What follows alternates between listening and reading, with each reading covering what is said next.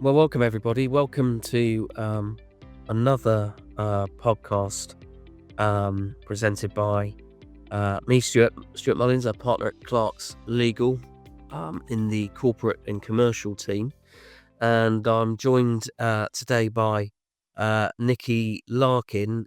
Nicky is a founder of Goringe Accountants and a co-founder of Succession Planning. Morning, Nicky. Good morning, Stuart. Nice to see you. Thank you. Likewise, nice to see you again.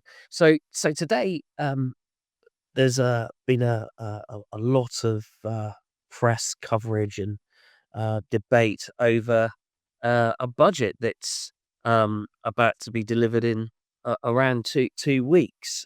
This will be the second budget of this incumbent government, and we thought we would just look at what might come out of that budget for that's of interest for those that are looking to either acquire businesses or some things for those that are looking to sell their businesses to perhaps consider.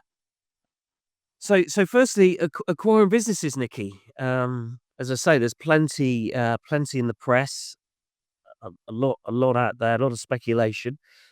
What's your view?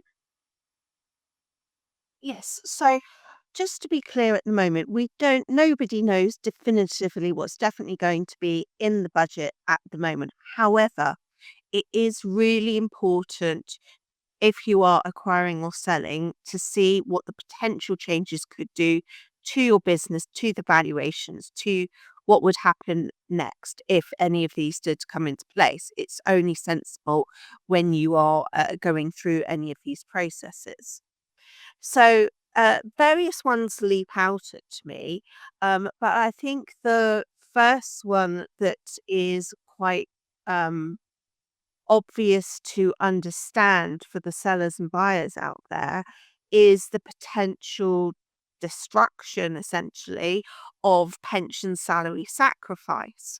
So, at the moment with pensions, if you do a salary sacrifice, it is advantageous usually to the employee and the employer because you get various different tax savings by doing this. So, if that goes away, that means there'll be less money into people's pension pots, which is obviously not great for the employee, but also it could potentially be more expensive for the employer. So if you're looking at doing a valuation of a business because you're buying a business or you're wanting to sell it, that additional cost straight away it takes away from the bottom line. So that is something that can easily be modeled if that's going to significantly affect that particular business. Thank you, thank you, Nicky. And I think that leads us on to impacts on general employee benefits and how much are your key workers going to be earning if there's going to be a Indeed. hit in NI or tax. Will employees be looking to increase their salary to effectively compensate them? Absolutely. So there were clearly in the last budget there were huge changes to employer national insurance. Previously, the prior government had tried to decrease employee national insurance, which was at that time was a positive thing. So has been some talk on some changes with national insurance again, but the real concentration has been on income tax. Now, remember that was actually a pledge in the manifesto not to touch income tax, but that apparently it has been looked at. The Office of Budget Responsibility have been asked to do some calculations and things, so it's clearly is something that's potentially in the mix. One thing that's been thrown out there is potentially 2 pence on income tax. Essentially, what they're talking about is putting 2% on top of all the rates of income taxes. So if that happened, now you would think, well, perhaps you might think, well, I don't really care about that as an employer because that's just going to hit my employees. It's coming out from their pocket. all that it will mean to me is I pay the employees less and I have to pay more money across to HMRC. However, what will happen realistically is if your employees are receiving less in their pocket, there's going to be usually a request for some sort of wage inflation. They'll be asking for more salary rises to compensate for it, um, or or or something else because that is, especially with cost of living at the moment, it's very difficult for anyone if they are straight away having. It's a good point. It's a good point, Nikki, and something that I've noticed personally the last sort of 3 to 6 months of employers looking creatively as to how they can incentivize and reward their key staff through other means than cash. And we're seeing a lot of popularity around growth share schemes and share schemes, which are still very attractive from a tax perspective, being put in place. And it may well be that there is a finite pot for us all that those looking to acquire businesses may well want to consider long-term incentive schemes such as those that I've just said as an alternative means to appease those key employees. Absolutely. So yeah, if you've got an employee that you think perhaps you can get excited and keep them longer by offering them some sort of incentive, such as EMI shares, whatever else, that could be really good. The other alternative, of course, as well, is looking at, perhaps it's more flexibility that they might like, putting all hours into 4-day weeks or things like that. But, you've got to look at for your company whether that's actually going to improve it or not. The other niche area that I think we should, before we move on to the other areas, is LLPs and the potential effect on LLPs that they've been talking about. So if anyone's not clear of what they are, that's limited liability partnership. A lot of professional firms are in LLPs, like law firms, architecture firms, some accountancy firms. Um, and what they're talking about at the moment is where at the moment, a member of an LLP is taxed essentially just the same as a sole trader, um, is potentially putting on, so therefore there's no employer's national insurance, is they're talking about potentially putting an employer's national insurance onto those.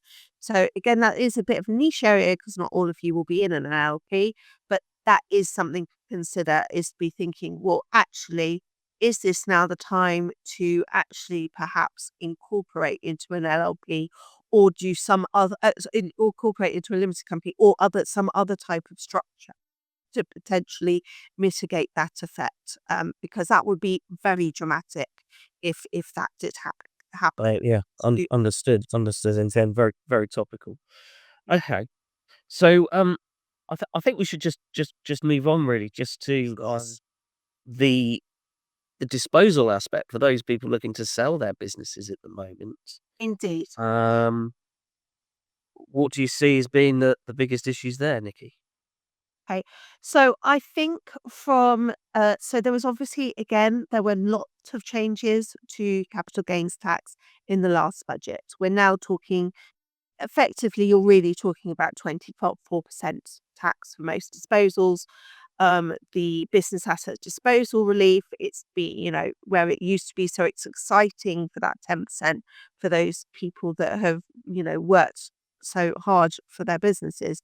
That's currently at 14%, going up to 18% in April. Now, there that I do think is still something potentially that could be hit. There may be pressure from the investors that are trying to come into the UK to keep it there rather than any more increases. But it is a natural area for Labour to be increasing. After all, there are people in that particular, in the government at the moment that have previously, pre-government, been talking about, wanting capital gains tax at the same levels as income tax. So it's not been top front of the news, obviously, income tax, except pensions and things, because they affect everybody, or almost everybody, that it hasn't gained much ground. But, at this point in time, because the amount of tax that is going to need to be raised, if there's going to be no cost cutting, then, everything's up for grabs. And I think realistically, you do have to factor into your acquisitions. Well, obviously, if you're acquiring, it's not so bad because you're not going to have to worry about exit for a while. But if you're selling, you do have to consider that into your. Mm. Uh, I- Absolutely, Nicky, and we do know we do know that that capital gains tax has been at a very low rate for a very, very long time, and it's, you know, very likely it's only ever gonna move one way, whether that's now or in the in the medium to long term future. Um, we do, w as you say, if you're selling your business, that's a very important impact, I think, on looking at what you're gonna get in terms of the consideration and how the consideration's structured. And ultimately, should you look to explore another avenue from a trade sale to something more collaborative with employees through maybe an employee ownership trust, which currently, of course, is a tax neutral way of exiting your business. Um, I've definitely seen an increase in the amount of inquiries regarding EOTs because those are capital gains tax free. There's definitely been a lot more interest and a lot more conversations being had recently. Um, so yeah, that could definitely be an increase in options for that. So the other area that we haven't touched upon yet, but it is definitely headline grabbing, is the potential of changes to VAT. So B2B businesses may not really notice much because they will be just passing in and out. But, anything where you're anywhere near the B2C and you're the actual end consumer for VAT, you would see potential demand change if VAT goes up. And there will definitely be there would definitely be disruption there. And the two things that have been fated is that, for example, that just a simple potentially an increase in the 20% rate. That's a potential out there.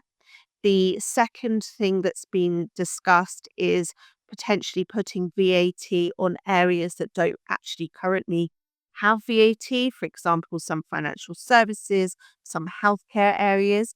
And again, that would be completely just like it was to private schools. Could completely change that sector if VAT was at the standard rate was applied. The third area, which probably won't be so relevant to some of our listeners, but is the threshold of VAT.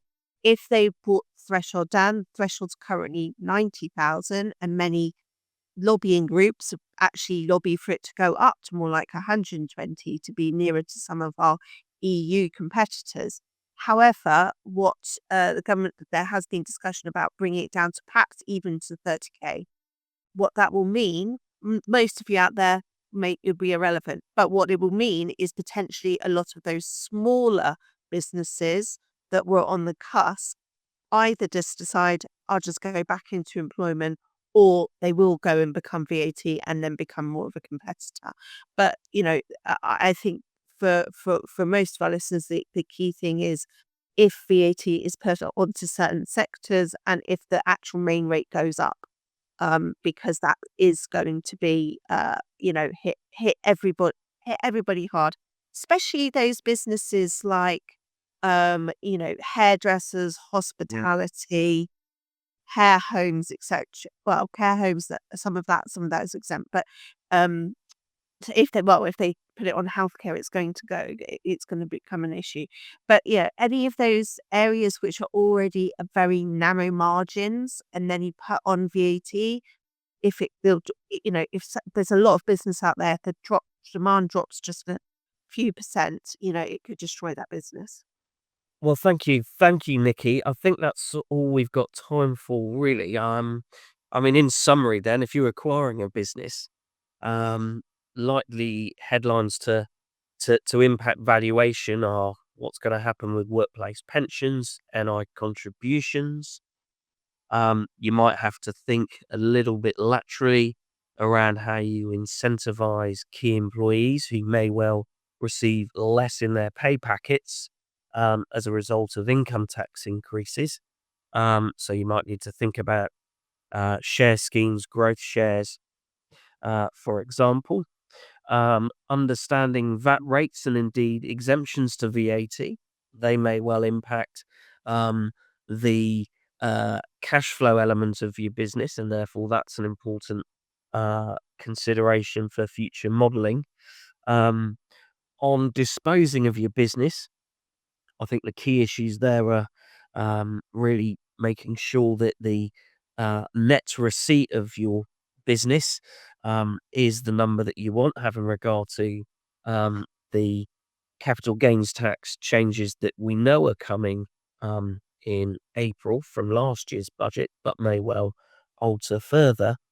And also, you should be considering your estate and succession planning generally as a result of an exit to ensure that your affairs are keeping abreast with changes to IHT, which is a subject of its own and not one that we will cover today. But on a more positive note, I think it's not all doom and gloom. We are where we are as a country, and things need to change. But we are certainly seeing a reasonable amount of activity in the SME market. So as ever, if you do need any help or would like to discuss any of the items we've covered here in more detail, then please don't hesitate to either reach out to myself or Nikki.